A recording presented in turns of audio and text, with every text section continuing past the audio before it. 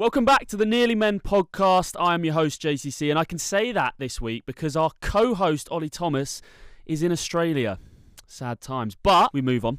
We have got a fantastic guest today joining us, the wonderful Away Days himself, Mr. Ellis Platten. How are you? I'm very well, thanks. How are you? I'm good, mate. I'm so excited to have you here. Just one of the guests that I wanted to get on when we first started this podcast. You are one of the best football UK YouTube creators, easily. Thank you. And Leeds is a fantastic team for our premise of the pod. It's like basically our entire existence. Yeah, it really is. I was watching and doing some research. We'll get into Leeds in a little bit on Leeds. And during this documentary I was watching on YouTube, one of the first things they went is, "Oh, Bielsa, is he a nearly man of football?" And I was like, Leeds, this episode's going to bang. But mate, before we get into that, I wanted to talk about how we know each other and go back a little bit. Because I couldn't remember. I was trying to think. I think, right, without exposing you, I think you messaged me because I think I was doing videos on FIFA packs being gambling back in the day, like years ago. Yeah. And I think you messaged me out of nowhere. We must have probably both had like 20, 30k subs at the time. Yeah. And I think you messaged me like, this is a really important, or maybe you left a comment on my post, but I think it was that. Am I wrong? Do you have a different memory? No, I would say it would make sense. I'm a very staunchly anti-gambling. Yeah. Is staunchly the right word there? Oh, we'll go with it. Strongly anti-gambling. So, and also I believe that is a sincere route to it. So. Yeah. You spoke about it in other podcasts quite openly. You had an issue with gambling in the past, and I think I was making videos on FIFA packs being potentially unethical. Yeah. And that, yeah, I mean, I still to this day believe that was the case. Ahead of the curve, because that's now like the sentiment, right? Oh, 100%. Yeah. I was, a pioneer, an absolute pioneer. Mate, back this week in football has been crazy. Have you been watching the internationals? Like, we're recording this on Wednesday. Last night was Scotland's qualification. Scott McTominay with that bicycle kick. 28 years since the last World Cup. Nearly men. Got Ireland, maybe. Yeah, Ireland. Curacao going to the first ever World Cup, beating Jamaica to go to a World Cup. Yeah. Drawing, but to get to the World Cup, their first ever World Cup. This is like when people are like, "Oh, we hate international breaks." I think we hate them because we're quite good. Yeah. Whereas there's not really anything on the line for us. Like, I was speaking to my partner last night, and she was like, "I wish it was harder for the US to qualify, because then there'd be something on these games." But there's not really ever for us, unless 100%. like a freak campaign happens. Yeah, I don't think. I mean, when was the last time England didn't qualify? 2008. Yeah, 2008, and for a World Cup was 1994. Yeah, so for us, it's just kind of expected. I was recording a Fulhamish podcast. Shout out Fulham.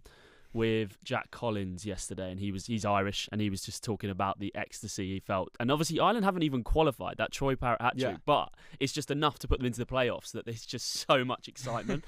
But I think we discussed it in a lot of detail, and I was like, I almost felt jealous as he was describing the feeling, and then I was like, nah, but England might win it. We might actually win the whole thing. We might win the World Cup, which is a little bit more exciting. But yeah, it's for the home nations, it's been pretty insane. And I also am one of these people that you get, because I follow England home and away, and I got a lot of stick once when I said I wanted Scotland to do okay in the Euros as long as they didn't beat us. Yeah. And everyone's like, "You're supposed to want them to lose. They want us to lose." I'm like, yeah, because they never have anything to root for. Like, yeah. I quite like the thought of Scottish people being in Texas next year. That's just amazing. Like, that's what the World Cup's about. Yeah, 100%. I do think there's a rivalry there with England and Scotland that doesn't exist both ways. It's like big brother, little brother a little bit. Like, I've got Scottish family, so I'm the same. I was watching that buzzing last night that they're qualifying, but I think I understand why Scotland want England to fail. It kind of does make sense. Yeah.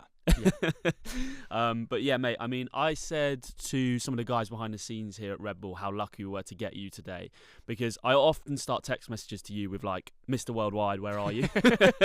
You go to so many football matches. I'm sure most of our listeners are familiar with your content, but the concept of away days, talk to me about it. Yeah, it's basically just we go to a football game somewhere in the world every single week. We've done that for consistently 5 years now. Yeah. So we've seen 44 different countries, and it's always like, it doesn't. If there's a story to tell, we'll tell it. And we've also tried to make away days now in the last few years. Like, people have started to comment it, which is nice. But our MO was to make it like football Top Gear. Like, we don't want people to watch our video just because they're a football fan, because then I feel like obviously it's the biggest sport in the world, but you are sort of pigeonholing yourself. So about 20% of our video will be the match. The rest of it is us exploring the place we're at, doing silly things. Yeah. So that for me is more enjoyable. Like, the least enjoyable part of an away day every time is always the match. Yeah. Because we don't really care about the team we're going to watch unless we get like an emotional connection. Like sometimes it happens. We watched a team called Bryna in Norway where you can watch a game on a tractor, and like that is, I remember being there like goosebumps the entire time with how cool this thing was. Like, Yeah. and like the connection it had to the local community. It's like Haaland's first club as well, so that was cool. But rarely we really feel anything for the teams we watch. Yeah. So it's all about just us having a laugh. Mate, That's basically it. describing it as like football but Top Gear is such a brilliant way to articulate what you guys do, because that is so true. I've never heard you say that, but that makes perfect sense, and the team you work with are brilliant. I think what I'm always envious, because we're mates, we're good friends, but obviously you are really good friends with Kieran Carlin, I'm really good friends with Kieran Carlin, so me and Kieran will talk about you and your content, how well you're doing. I'm always envious of the community you've built with Away Days. Like, it's brilliant. Like, something I'll just be like scrolling through Twitter, absolute cesspit, and then I'll just see like someone from your video getting like so much attention for something that I don't understand. I'm looking at it like, what's happening here? Like, what's the story? And why has it got 5,000 likes and comments? And it's just amazing. Like, you've built such an amazing community, mate. So yeah, hats off to you. It's insane. I was going to ask you how many countries you've been to. I was going to do some quick fire questions based around your content. Oh, go for it. 44, you said. 44. Yeah, I worked it out yesterday. Weirdly, yeah. That's amazing. Good timing. How many of those countries were for Away Days and for football? I think all of them. Really? Maybe other than Jamaica and Barbados, because they were holidays. I think Nice. they're the only ones I haven't watched football in. And the scariest atmosphere you've ever been involved in? I was at the Budapest derby, between Ferencváros and someone else in Budapest. But like, there was like, it wasn't just scary, intimidating. Like, we had to get off of it. Like, they didn't. I don't want to generalize a whole capital city, because Budapest is also one of my favorite places I've been. But the ultras of these two teams did not like the fact that an English person was there. Even outside the ground, we had to get a tour guide made us get off of the train, because they were like, they are talking about you. They do not want you in here, because they heard my accent. But this tour guide's with you, and they've just picked up on it. And been like, we need to go. He was like, we need to get off. So we got off the tram stop, and they were all looking at us. Wow. The scariest I've actually had, in terms of actually feeling like someone's going to attack me, was on the way to Turkey, Georgia, Euro 2024, which is already like a big rivalry, and there was a lot of aggression. So I'm a Leeds fan, very openly and proud about that. But then open and proud, it's like, but there's a big rivalry between us and a team in Turkey, because of something they did. Very serious conversation. But we're on this train to the game, and these Turkish fans go to me, "Who do you support?" And I didn't even think about it.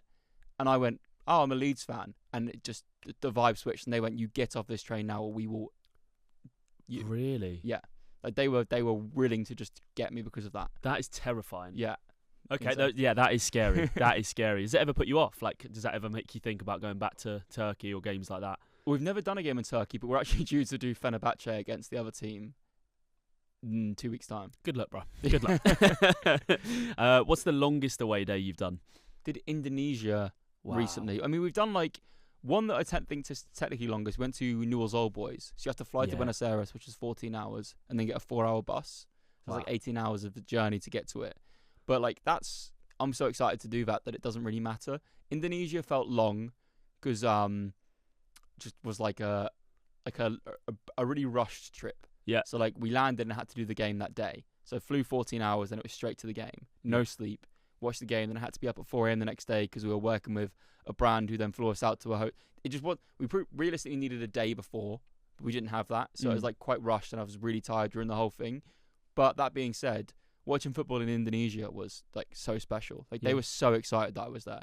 Like, an English person being there was so exciting to them. Really? It's crazy. And with the cameras on you and stuff, they're just coming straight up and... Well, they had 3 ultras groups, but the 2 we went to, one was like based on Italian fans, and then they had another ultras group who they were friends with, who were based on English fans. So I walked over there, and they're all singing "You'll Never Walk Alone" at me, like during the game, and like hugging me, calling me mate. They would have like Burberry and stuff on. It was so weird to watch. Oh, that's class. That's class. Wow, mate, amazing. I was going to ask you our big question that we always ask our guests early on, but I've got one other question that Jacob's probably going to laugh at because I've brought this up so much recently. But since you brought up Top Gear, who is more famous worldwide, Jeremy Clarkson or Gareth Bale? This has been a question for our viewers that I've put out on social media. I was with Rory Jennings, and somehow it came up, and then it's just gone everywhere. We just keep talking about it. Gareth Bale. purely because of the global reach. I don't know how big Top Gear is in like India. It's massive. Do you not think about the India specials? Like, I think it's Jeremy Clarkson, but we did a poll on social media and it was 52% said Clarkson. So it is close. The public think it's close. But Top Gear used to do 200-300 million views a weekend. Did it? Back in the... Yeah, it was huge. They weren't paid enough. No. I can tell you that. I'm glad they did the Grand Tour. Biggest show in the world. Yeah. And then Clarkson's Farm right now is the biggest show in America. In America? It's massive on Amazon. But then also, Gareth Bale, you could go to Africa and people would know who he is. Yes. Gareth Bale, you can go to people like Indonesia, everyone would know who Gareth Bale is. I guess it's more a question of I don't know how big Top Gear was. I think it was big. But this has proved my point. Ollie's away at the moment and he messaged me being like, it's obviously Gareth Bale, and I was fuming. So it's just so split. I feel like it's so obviously Jeremy Clarkson, but we could probably debate this all day. Let us know in the comments down below. But our big question that our viewers obviously are waiting for, what is one game you remember or went to that ultimately meant nothing, like your favourite game? And when I messaged you this morning, you gave me such a good answer, because at the end of it you said football is about the memories and the feeling and not the result for you, which is exactly what Ollie and I sort of have as the message behind this podcast. So give us your answer and give me some reasons why. I think I'm kind of unique in the world of football at the minute, and like I've purely watch football. I see football as an in-stadium experience, right? Unless it's Leeds, I don't watch football. I watch Leeds or the game I'm at that weekend. That is it. I don't watch. Everyone will be like the Champions League finals on. I'm like, that's cool. Like Really? I will watch it if it's on somewhere, but I don't actively seek it out. Sure. So like for me, moments in a stadium, you get them sense. Like I always think about when Joe Gelhardt got the winner for Leeds against Norwich, when Rafinha, we flick it on and then Rafinha rounds the keeper, squares it across, Gelhardt scores, we then stay up. I remember the feeling in the stadium that day. But like I've never had a better feeling in the stadium than England-Germany in Euro 2020. Yeah. COVID had just, like, with the first game with crowds after COVID, the energy, like, Wembley was, like, it sounds hyperbolic or, like, over the top, but Wembley vibrated. Yeah. It was the best atmosphere I've ever seen at a game. And it wasn't full. It wasn't full, I was going to say. It was more people than there should have been. But, like, it was like 60,000 the capacity was. And it was unbelievable that day. And it felt like the whole country was united. And I genuinely think that Euros might be the last time the whole country felt united. Yeah. Which is, like, another special thing that I think only football can do. Definitely. The whole country was together with that. It was like the peak. We had the 2018 World Cup where Southgate's reign started and everyone came together for that. Then we had Euro 2020 where it was just a continuation of that. And it felt in that day that, like, that was the happiest I've ever felt leaving a football game. I was, like, on such a high for, like, 2 weeks after, like, for a week. Oh, not 2 weeks because we lost by then. But a week after that. And I get we lost the final, but I think, because Italy have won a Euros, right? Like, I think we probably speak more about, like, Muller's miss. About, like, more than they How will did talk he miss about. that? Exactly. But, like, more than, like, them winning the game. And ultimately it was meaningless, right? So someone who's very cynical, like, oh, he didn't win anything, so it means nothing. Like, like if Rory was here, he'd probably be saying that, right? Because he was very anti-Southgate. But he might be like, well, we didn't win anything. And I guess if you measure football that way, then that's fine. But for me, like, I see it as a moment sport. I see it as, like, we go to these games, you support your team. Like, I support a team like Leeds, where for my entire life it's miserable, and then Marcelo Bielsa walks in the door, and then it's special. And then we don't shut up about it ever. Because, like, we had that. Like, and I think that's the whole point of the sport. It's why I'll never get my head around people who support Real Madrid. I'll never get my head around it. Because, like, you have chosen to support a team. Even if you're from Madrid, there's other teams you can support. You've specifically chosen a team because it wins. You don't feel a win like anyone else does. Like, if Leeds ever won an FA Cup, or like Ollie was here, Palace winning something will be the best day of his life. Oh, yeah, he mentions it. Yeah, exactly, right? It comes up. Because he's a real football fan. Yeah. And that's what you do. You go for the highs and the lows. And for these moments, and I think football is all about moments. Like, we went through from 1966, all these heartbreaks, all the lows. For that day, a lot of it felt like it built up to that day against Germany where we won, and then Denmark, and then we get to a final. I remember after we beat Denmark, there was fireworks on Wembley Way. Yeah. Like, the whole nation was just, like, rejoicing. We ran out of loads of alcohol because everyone was so excited. And then obviously we didn't win it, but I think, like, when football has the power to unite, I don't really think anything is ultimately meaningless. For sure. I couldn't agree more, mate. You put it exactly how I would. Like, I'm a Fulham fan, so you're preaching to the choir. We have literally never won a trophy in our history. And when we started this podcast, our listeners will know, that was the whole premise brought to us behind the scenes. It was like, oh, you're a Crystal Palace fan, Ollie, you're a Fulham fan, you never won a trophy. Ollie and Crystal Palace decide to ruin the premise completely by going and winning, well, 2 trophies now. But yeah, I couldn't agree more, mate. Like, as a Fulham fan, it's actually, I'm lucky to live a stone throw from the stadium. I was born in Hammersmith, so I can go to games, and that feeling of going to a game means so much to me and the community that's at Fulham, and just like that is more important than winning for me. So I think the Germany game is just so iconic. I watched it this morning. I watched the highlights back when you told me that. Just to for me, I still can't believe, like, if you go and watch that Muller chance, it's like it's in and then it doesn't go in. Yeah, it doesn't. It's like it lags. It's like a game of FIFA and the ball just like glitches to the left from the camera angle. And Sam Matterface gets a lot of stick for his commentary, which I actually don't agree with. Like, he commentates that Muller miss perfectly. Yeah, it's something like, it can't be what it is. It's like, it's perfect, Sam. He's not gonna be watching this. He might be. And he's like, something like he never misses. Mate, like, it's like, and then you see Sterling collapse to his knees from relief. Like, and Raheem Sterling was unbelievable in that Euros. And that's why international football is so unique, because people have these sick, like, 4-week periods where they're unbelievable. And that's all they need. Yeah, 100%. Mate, I couldn't agree more. Get me excited for the World Cup coming up. You mentioned a few minutes ago Bielsa, and we will get on to the great man himself at some point. But I want to start off with yourself and Leeds, and like, why are you a Leeds fan? Yes. Talk to me about Leeds and what it means to you. Okay, so when I was about 5 or 6 years old, my entire family liked football, and I didn't. Right, Okay. This is actually I was 6, you know. But then when Still would have been enough for me to get rid. You would have been dropped off at the fire station. Because my family aren't that big into football. Like my mum's side of the family loved it. My dad's side, my granddad loves it. My dad's a bit more. I think he can see that football affects people's emotions very heavily, and he's more like level-headed with it. So, but my family, like, the only family connection I had to a football team was I grew up in Norwich, but for some reason I didn't want to do that. And like, some of my family support Norwich, but other parts of my family supported Leeds. And I was like, oh, like, I've got a family connection there. Like, I guess this is my team. And that was it. And then the first season I support Leeds, we get relegated, nearly go bust. Like, within the first 4 years of supporting Leeds, I think we'd been into administration twice, been relegated twice, and had 2 or 3 points deductions. Like, that was like my introduction to football. Good start, yeah. Yeah.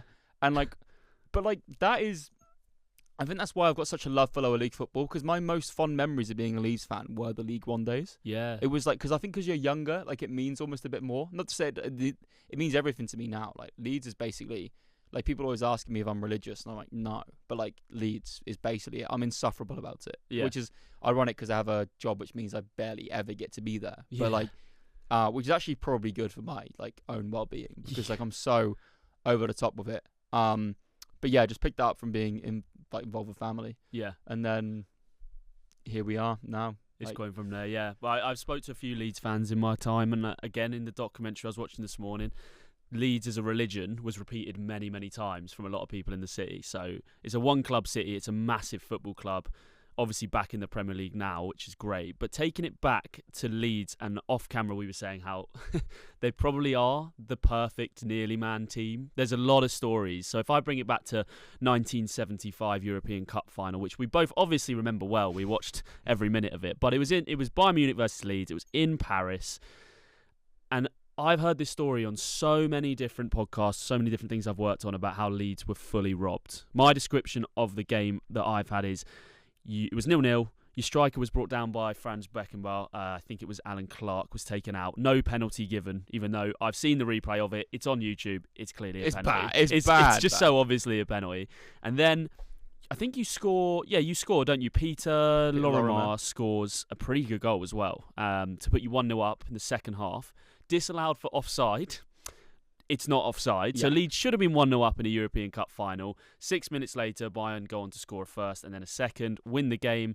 Pretty controversial. And I think off camera you mentioned that it was basically proven it's match fixing. I'm pretty sure like it's like actually like one of the cases that it's just like genuinely like people have acknowledged sincerely that it's match fixing. Yeah. Which is like, and if you think about, like, you talk about nearly men and the domino effect, if we become European champions then, like, think about the impact that has for the club in the following years and potentially in the future. Yeah. Like, that we then miss out on that, and we won the Intercity Fairs Cup twice, I believe, which is the common. This is now Europa League. Sure. So we've won that twice, but we never actually won a European Cup, which we were robbed of.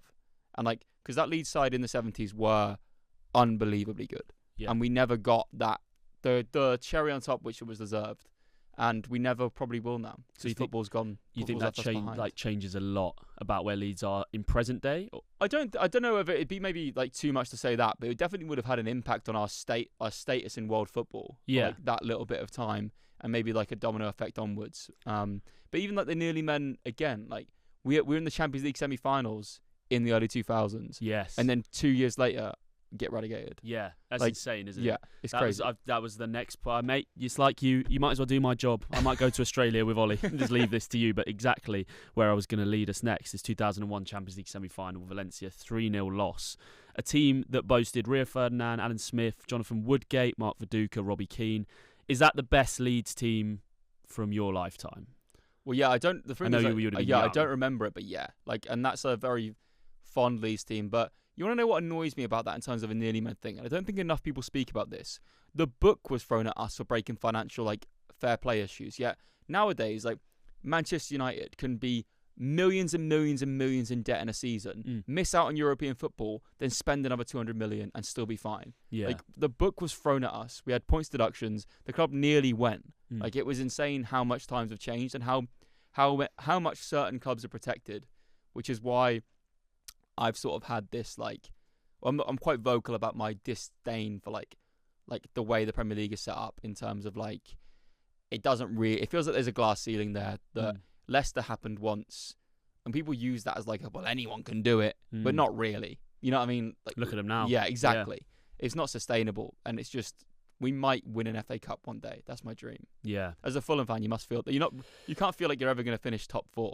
Yeah, no, I don't. And I think Leicester's a great example. Yeah, you feel like if you were to say maybe 10 years ago and you were on the other side of the argument to you, okay, if a team like Leicester can win the league, you'd think, right, if you win the Premier League as Leicester, you'd go on to be a top 6 team consistently. And obviously Leicester could have done stuff maybe better. I'm not obviously going to claim to be an expert on Leicester or what they've done behind the scenes, but to see them now in the Championship, and yeah, you do just think that would kind of never happen to Man City. That would kind of never going to happen to Chelsea, is it?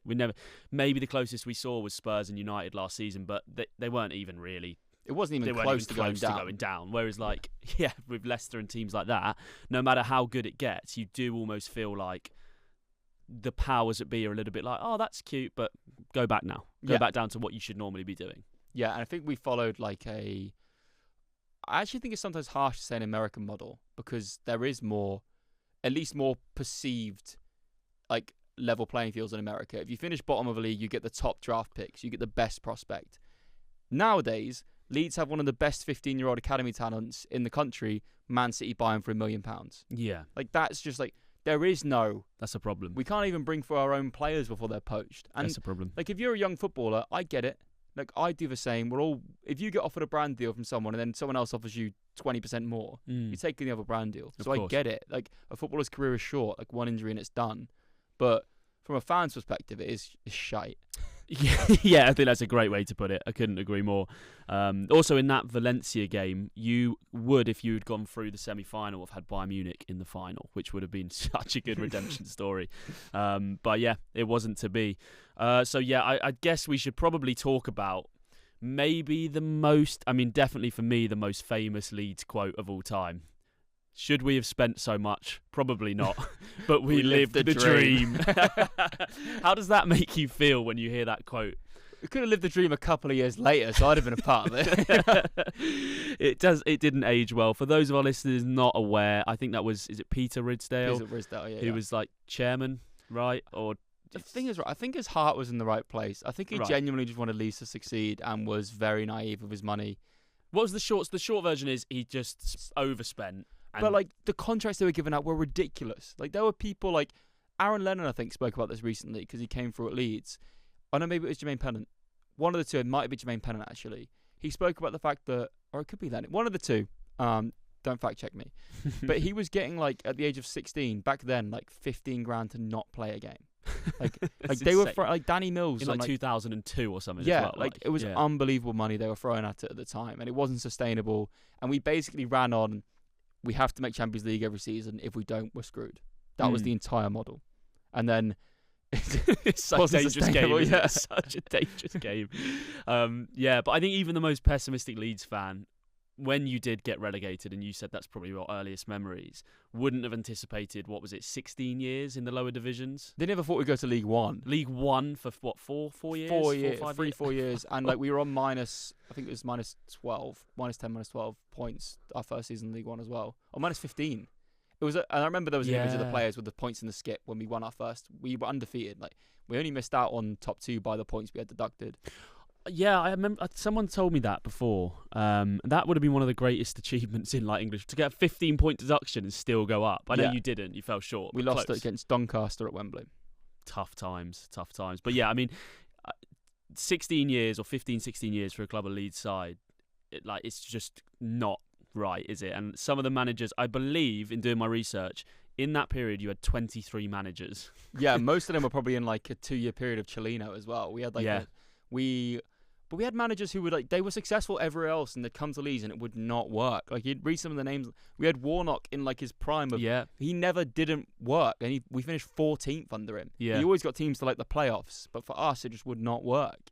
And it was just that was the story of it. It was just like we were cursed, and then somebody who's also already been mentioned on the podcast came in. Marcelo Bielsa. I've asked you this question a couple of times with different parts of this discussion, but what does Bielsa mean to you now? I get goosebumps thinking of him still. Like I think it's because he embodies what football is, and I think if you're not a Leeds fan, you don't get it. It's hard to get it because you're like, well, they didn't, and they were bad in the second season of the Premier League, but we were in limbo for so long, and he came in and we were 14th in the league the season before.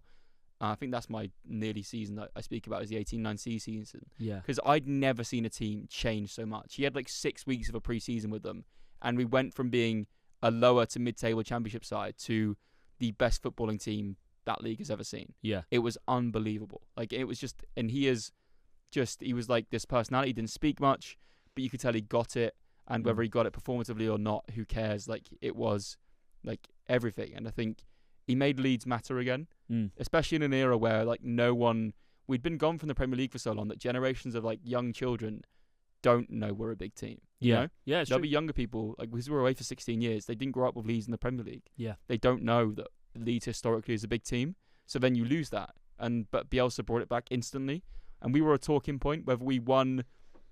Oh, we beat Man City at the Etihad with 10 men. Yeah, and like just what he did, we finished 9th in the Premier League with some players who were like now in League One. Yeah. Like Tyler Roberts was one of the mainstays on our team, and I think he plays in League One or League Two now.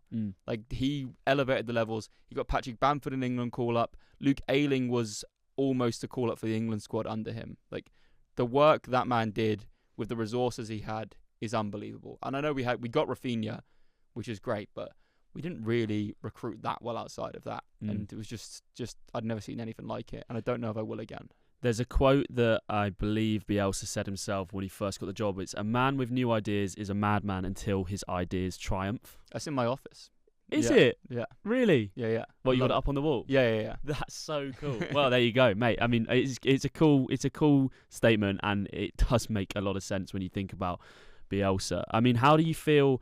We can get a little bit into, I want to definitely talk about Spygate, but how did you feel when Bielsa lost his job? Because obviously you guys were up in the Premier League, he'd got you up there, but it wasn't looking good. I think you lost, did you do 7-0, 6-0 and 4-0? Yeah. In a pretty short amount of time. And he would refuse to change his methods, and he wouldn't adapt the team. The thing is, he wasn't backed in that summer before. And we didn't have our centre-back, we didn't have our captain, we didn't have Calvin Phillips, who was like the linchpin of the team. We didn't have Bamford. All 3 of them were the best players, like 3 mainstays in the team the season before. Yeah. Were injured. Rafinha was injured actually quite a lot that season as well, I believe. Don't hold me to that might be wrong. But like Cooper, Phillips, Bamford, that spine was out for like 3 months, and the team just went like that. And even the game against Tottenham, his last game at Leeds, I remember we hit the post, I think it was at 0-0. And I was like, if that just goes in, everything could change. But it was bad at that point. But It was the last time I've cried. That is the last time I cried. Was when When he Bielsa was got sacked? Yeah. How did you find out? I saw it was rumoured on Twitter from our main journalist, Phil Hay, like straight after the game. Mm. It was like Marcelo Bielsa's job in serious doubt. And I was like, oh, no. No. I was like, because like, it was like this whole moment in time that just came crashing down instantly. Yeah. And I just couldn't fathom it. Like, it was his job to lose. Like, I mean, it was his job to... And like, even if we'd have went down, you weren't going to then get a better manager to get us back up than Marcelo Bielsa. Mm. So, yeah, for me, it was the last... It was just like, we're... Like, this era's done. So do you think it was potentially a little bit short-sighted? Because you got Jesse Marsch in, you stayed up on the last day of the season, but ultimately went down the season after, right? And had a load of managerial sackings in that period. And Big Sam came in and none of it worked. And also... Do you think you would have just been better off keeping Bielsa? Yeah, and we stayed up under Marsch because then I think literally about 2 weeks later, the three players, other than Bamford, I think struggled with injury for the rest of that season. But pretty much everyone was then fully fit about a month later. We then only stayed up from really lucky wins. We beat Brentford on the last day of the season. They had 9 men at full time. We beat Wolves away after being 2-0 down. Wolves get a man sent off in the first minute of the second half. We then come back and win 3-2. And I think we beat... I can't remember who the other win was. I think he only got 3 wins. Right. Like, it wasn't like he did... He beat the win against Norwich. Norwich, yeah. And Norwich were dreadful that season. And we scored with the last kick of the game. Yeah. Like, it was not...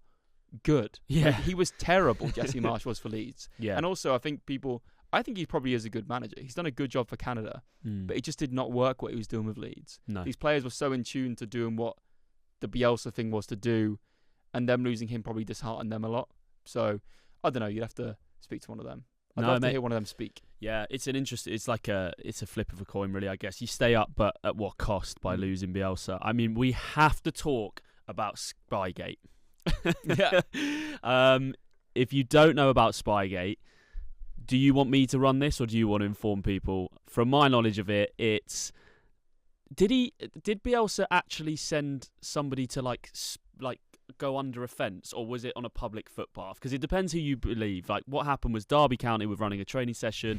Someone from Leeds was there watching, reported back to Bielsa. Derby found out under Frank Lampard. He called it a disgrace. He said it was just unethical, all these things. Bielsa said it was standard practice in his culture, and they did, in Argentina, or it happens, and all these things. How do you feel about it? At first, I think it's it's just so funny. It's just so good. I mean, I want to get onto the press conference Bielsa held, but firstly, how do you feel about Spygate? It is so funny, and I think he definitely was like really guilty in it. And it was like, I just remember being so baffled by it because there's no way them things are actually making that much of a difference. It was almost like it was a superstition thing for him to do it. Sure. But then I remember that press conference you spoke about. Everyone was adamant he was about to resign. Yeah. We were so worried because we were like, I think we might have been second at the point in the league at that time. That first season. And for those who don't know, Bielsa called a press conference out of absolutely nowhere. Yeah, like the day before the scheduled media one. Everyone thought, oh, he's leaving. Yeah. We thought he was walking. And I was like, oh, this is a nightmare. Yeah. And it was like, and then the press conference, what was it, like 2 hours? I think it was 2 to 3 hours, of him just basically presenting to a room full of media his in-depth notes of every single player in the league, every single team, how they set up, how they play, even with like a laser pointer. Like, you can see every team going through them, like they're absolutely every detail you can imagine. Like, take Football Manager if you play it and times it by 10. He's got everything in this spreadsheet and presentation, and then he's basically just flexing on the whole hate campaign against him, saying, if you think that we are where we are because I send someone to go and watch a training session, this is the real reason. And it's a masterstroke, really. Yeah, it's so I remember I think it was Phil Hay again, because he was our main journalist at the time. He was like almost like a celebrity in Leeds because of it. He was like, he's just presenting in very much detail what is going on, and every fan was like, it's like the relief in the fan base that day was crazy because everyone was like, we've never had it so good for like 15 years, and it was just, he is like the most interesting character, and there's a chance he'll lose the Uruguay job, whatever happens for them in the World Cup. Come home. Yeah. I don't know. It would. I think there's a chance. Apparently, I don't know if I'm allowed to say this, but apparently he was approached, when I can't remember what it was. I think he was approached. He was approached at some point under the new ownership. Wow. And he considered it and then said no because he wanted a full window. Wow, some breaking news there for us. Well, that is insane. I mean, yeah, Bielsa obviously, to me, in English football, is just synonymous with Leeds. Like, do you think he could ever manage another club in England? How would you feel? I don't think I would be able to deal with that. I think, but then also, like, part of me is like, he's quite old now and I'd love him to come back. Because I think the reason I'd love him to come back is that we've got Daniel Farke now, who, I still don't know where I stand on him. Because the first season in the Championship, right, we had Somerville, Jorginho Rutter, we had Archie Gray, we had Glenn Kamara, Ethan Ampadu, we had this Willie Nyonto, this unbelievable Dan James, and we didn't go up. Yeah. Which is an abject failure if you look at how bad the three teams that went up were instead. Yeah. But then obviously we then go and win the league the next year. But my sincere opinion is that he's done a fine job, but do I think he was lucky to keep his job after the playoff final? Yes. And do I think he's still lucky to be in a job right now? You had to push me on it, and I'm pushing myself on it. I would say he should have gone after the loss against Forest last week. Yeah, I was going to ask you how you're feeling about this campaign. I mean, unfortunately, at the time of recording, I'm kind of down there with you as a Fulham fan. It's not looking great for us, and we've got Sunderland this weekend, which, shit. So, it's not looking great. But I think when I was doing a couple of relegation videos this week, I do feel like Fulham probably have a strong enough squad to get themselves out of it. You'll be fine. You're fine. I actually kind of think, considering the managerial appointment at Forest and their players, they probably have enough to pull themselves out. Wolves, I think, are down. Yeah. And then it's kind of between Burnley, Leeds, and West Ham. And that's what I'm looking at. West Ham lost to us. Yeah. Which is bad. Because there will be a managerial change at Leeds soon. Like, it's going to, we've got Villa, then Chelsea, Man City, Liverpool, I think. Sure. So, I actually weirdly, at the point of recording this, I don't know when this goes out, I think we beat Villa on Sunday, which is weird because they're the informed team in the country, but that's the most Leeds thing to do, would be to win that game. And I think the frustrating thing for me is that we weren't, PSR, we can talk all day about PSR and how ridiculous that is, and it goes back to my point earlier about the Premier League. We couldn't sign anymore. We'd already spent our limit on PSR, which is crazy. Like, how are you supposed to ever do anything as a newly promoted team unless you're Sunderland and get really lucky and have Joe Bellingham as homegrown, who you can sell for a massive PSR profit? That is so lucky. They must have been so happy when that offer came in. Yeah. Because it allowed them to do so many more deals. Because I think there's like some weird rule of PSR where you can sell someone for a profit and then you get like 3 or 4 times that to then spend. Yeah. So they had the perfect PSR storm. So I actually think we've got a solid squad. I think we actually do. Like, Noah Okafor is great. Calvert-Lewin is like he needs to score a goal. That has to happen. But I think we actually are gonna be okay in the end, which is weird because we're in this terrible run of form. But when we've not looked really bad other than that Forest game. I mean, we've looked bad against Forest and we looked bad against Burnley. And you looked all right against Fulham. That's what I mean. I mean, it was the mental last minute, like 93rd own goal. Yeah, you think about how big that point is as well. Yeah, like, them 3 points for you, huge. The extra point for us. Yeah, that'd be massive at this point. Yeah, but I also think Fulham are just good enough to stay up. You've got players who just aren't in form yet. Like, when Kevin hits form, it's going to be completely different. And I think it's good to be reasonable as a fan in the sense that we probably, if we stay up, we finish 4th bottom. But if we go down, I think that could be massively like negative long term for Leeds, because I think we had that. You go down once, you come back up, and that's fine. But you don't want to do a Leicester. If you look at Leicester again this season now, where it's like, because you become you're then a less attractive proposition for players to join as well. I think you're the only example recently, Fulham, that it's actually worked out. Yeah, because I think you went up, down, and then up again. Down. Yeah, we've done it a few times. But but I think the difference with Fulham is you can attract a better player than us because you're a London-based team. Of course, yeah. So I think that's when you see like the Leicester conversation earlier, which is another fact and reality of English football. If you're in Manchester or London, you just can get better teams. Yeah. There's a reason Exeter and Plymouth are never making it to the Premier League, and the reality of it is footballers want to live in a big city. A lot of them anyway. It just is. You ever hear an ex-pros talk about playing, even for like Norwich, they hated it because you're not near anything. Yeah. Like, and footballers have a lifestyle and this amazing amount of disposable income. The only place you can really spend that is London, and they want to a lot of them want to be lavish and footballers. Yeah. You can't do that in Leeds. Well, you can. We've got a Mate, self-rigid. I No, feel like I'm sat here chatting away with Rob Edwards right now. But I completely agree with you. Obviously, for Fulham, it's massively beneficial. I think, like, Leeds isn't what I would say isolated, like maybe Middlesbrough is, if you're using it, or Plymouth as an example. So I don't know, do you feel like that holds you back massively when it comes to transfers? I don't think we're the perfect example for that, but I think, like, if you notice it, like, Newcastle haven't kicked on as much as people thought they would, and I get there's all these reasons financially in that, and actually I think that's okay. I don't think we should be allowing entire states to take over football. I think that's fine. Welcome to the Nilly Men. But I also think that it is a factor. Like if a player gets an offer from Fulham or Leeds, you're 15th, we're 16th, or whatever. Like in this debate, and that's not the league table right now. But say that is a debate. They're going, I can live in a nice part of London, or I can live slightly up north, and it's in between like Manchester and Leeds. For sure. Manchester and London. So I'll probably choose that one. And if you've got a family or a partner, like they're going to want to live in London. And it's easier to fly to and from us. There's all these factors that I think people forget sometimes, that these are real people. For sure. For sure. No, I completely agree. So if you had to hang your hat on, you're saying Wolves are definitely down, right? We're both agreeing on that. I think West Ham are in such a... Wolves are gone. So Wolves got a point yet? 2. They lost 3-1. 2 points? I think they're on 2 points.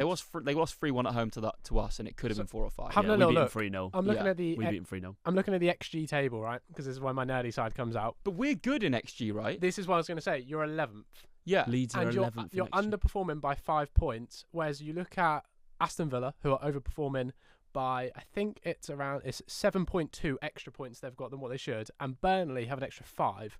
Yeah, so I think Burnley's goals against us were a complete freak as well. Yeah, and Fulham are down in 16th. West Ham are 17th, but Leeds are up in 11th. So is Farke getting unlucky, or is he, Yeah, see, I struggle with this as well, because I also think my argument with Farke is completely on its head in terms of he didn't get the support he needed in that window. And I think the reason that I struggle with him is that I don't know how good or bad he is. Like, he's never done it in the Premier League, and it's easy to go, it's his fault. But then we might get another manager in, and if that appointment's terrible, it's like, please come back, Daniel.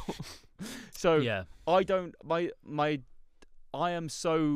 think every Leeds fan is so flip-flop with Farke, because I think it's easy to say he should have went up that first season, and there are games where it looks like we get rolled over, but is that just the reality of the squad we have as well? I think losing away at Forest 3-1, I think obviously they're underperforming where they should be massively, but the way we haven't won them up as well. Like, we were just like, it was bad. And there are games I feel like sometimes we get found out. And I don't know what manager takes the Leeds job as well. So there's all these factors. With Fulham, Marco Silva hopefully is going to sign this new contract, but there's been rumours for weeks he was going to leave. And it was very much like, well, who do you get? Like, probably the only real proven Premier League manager name that we were getting associated to was Brendan Rodgers, which would probably be same with Leeds, right? Like, and you're like, okay, like, yes, good manager for our level of where we're at, like 17th in the league, 16th, but it's not the most inspiring, is it? You're not like, oh, yes, we've got Brendan Rodgers in. You know who I think is it will be Frank Lampard. Someone's taking Frank Lampard. Yeah. Because his job... would he leave? I don't know. I think he would. Like, he's got no connection to Coventry. He's got such a good thing going there, though. Yeah, but look at Rob Edwards. Yeah, but top of the... I mean, I think adding a promotion to his CV would be a lot more valuable than... I think Leeds are a much bigger club, so maybe if he can go to Leeds... he can't come to Leeds. I know, that's what I mean. He can't go to Leeds. Or could he? Could you imagine that worked after all that? That would be so funny. Nah, no chance. And the Chelsea league, because you had Dennis Wise in the past. And that didn't work. You had another Chelsea player manage you? Back in the day. Was it Poyet? Gus Poyet? Gus Poyet was his assistant. Then I think he did take over for a bit. But that just didn't work. So I don't know with the Chelsea-Leeds link as well, that's a huge rivalry if that would work. I mean, I think the time of recording, Wolves are down. I think Burnley are going to go down just based off of Scott Parker tax. Sorry. I've seen it in the Prem. It's horrendous. And I think I'm going to say you survive. You think? Is it because I'm here? Maybe. Because West Ham also, I think... I like Ellen Road's atmosphere. Like, surely that plays a part. Ellen Road keeps us up, I think.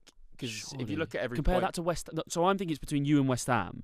And I honestly just then look at home form. And I just think West Ham fans would be the first to say how much they hate that stadium, right? And then you got Ellen Road. That's just a big... West Ham fans just hate their club, I swear. They do hate their club. They just hate it. Like everything, yeah. They're like, all of them, by the way. Like, at least 95% of them were Moyes out. And now it's like, I never wanted him gone.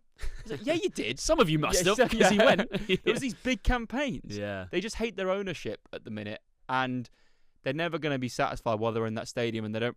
Just all you need to do with that is move the seats forward if you can. Yeah. Get rid of over the running track. Somehow make a compromise where you do retractable ones that can move away if an event needs to be there. It's going to cost a lot of money, but that's how you save that stadium. Yeah. But if they're not going to kick on after the Conference League win in the Europa League semi-final, then I feel like they've also obviously got a better team than Leeds. But sometimes a better team doesn't matter when it's just rotten. Like it just senses like West Ham is rotten at the minute. Yeah, you have like the Paqueta scored a great goal, put the phone down, which is great, and then 3-4 weeks after that, it's like, oh, he's rumoured to want to leave again straight away. Yeah, and it's like your captain, your best player wants to leave, or one of your captains with Bowen.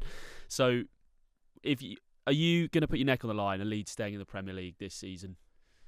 Yeah, I think we do stay up. But I've said that from the off. I thought we'd. Because people forget, we finished, I think it was 15 or so points above Sunderland last season, but they just had a better window. They just had a way better window. And you always, sometimes people need to forget the Championship season as a whole and just reset and then go again for, the new league you're in. Oh, mate, I think Sunderland, perfect example. Yeah. Like you said, they literally scraped through on playoffs, and now they're winning the league in the Prem. We've had, but we also haven't had a fit right winger all season, which is obviously a big thing for the structure of a team, that we can't attack on the right. And a big point of goals for us last season was Jayden Bogle overlapping either Dan James or Willie Gnonto, both of which have been injured and will now be back from this weekend. So that's exciting. I just think I will be able to say more.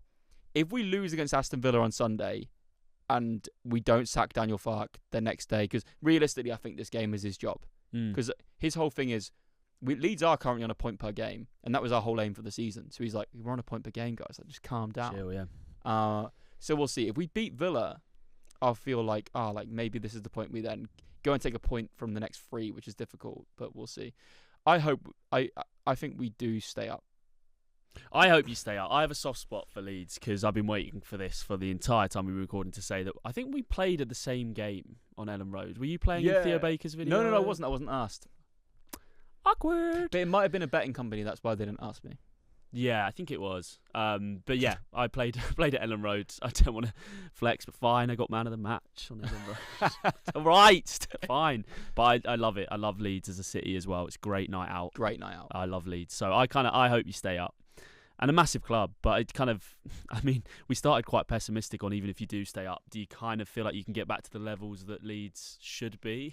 I'd like tough to think to push for top 6 realistically in the next 3-4 years. We could be like Palace or a Fulham, slowly but surely. Yeah. But then it goes 2 ways, right? Yeah. But Fulham will be fine. I don't think there's any part of me that thinks Fulham go down. I hope not, mate. Although Muniz has been out for a while is bad. Yeah, he's out now. We've now just got Jimenez up front. Should have got Muniz sold, really, in hindsight. You tried to buy him for 40 odd or 30? From what I heard, he'd agreed as well. He wanted the move. But he made the right decision in the end, didn't he? Yeah, but then the injury is sort of did he? No, I know. It's tough. We've actually had so many injuries. Robinson out as well. It's not been fun. But I think you mentioned this earlier, mate, in the episode. We always ask our guests, what is your favourite nearly man team of all time? So we've had some good ones. We've had Ajax from Luca. We've had Dortmund under Klopp. A lot of Southgate England, which I think you would probably that would be with. Mine. But you can't do what everyone else does. Can't keep doing the same. Who I think you mentioned it's your Leeds 18-19 season, so Bielsa's first in charge. So not the promotion season. It was the first season. It was seeing this group of players that was so bad the season before just take the league by storm. Jack Clark broke through that season. He was unbelievable for Leeds. Kemar Roof was great. There was a game, I think, at Villa. We might have been 2-0 down, and we came back and won 3-2. Kemar Roof scored a winner late on. The thing is, I lose scorelines in my head. Yeah. But Kemar Roof definitely scores a late winner. Yeah. And it was just so special. That team was so special. And we then finished 3rd, and probably in the most Leeds way possible. Missed out on automatics after being in them basically all season. And then we lose in the playoff semi-final against Derby, and they get their revenge for the Spygate thing, but they don't get promoted anyway. It was such a weird season. They lost that final, didn't they? Yeah. And everyone remember that there's a really viral, obviously the most iconic moment from that season for a Leeds perspective outside of Spygate is when we play Villa and we score when their player's injured. Which, by the way, Mateus Klick, that finish he scores for that, if you ever watch it, unbelievable finish with his weak foot. No one speaks about that. And then we offered to give them a goal Pontus Jansson refuses, who was like the cult hero of the team from the fans, which then results in him getting sold that summer because Bielsa was like, he can't trust him anymore. And then we get Ben White and we go up. But that team was full of just so much grit. Yeah. I loved it. It was so good. And like I said, I think Leeds fans will always speak about the first game of the season against Stoke. We came out, and I think there's like a BBC Sport comms where like, I think it's like the quote is like, Joe Allen has been pressed so far back, he's still playing for Liverpool. Like, it was unbelievable. And Stoke were the favourites for the league that season, and we just came out and we just like played them off the park straight away. That's Bielsa's that's Bielsa's philosophy, isn't it? Like murder ball and all that. Yeah. What is murder ball?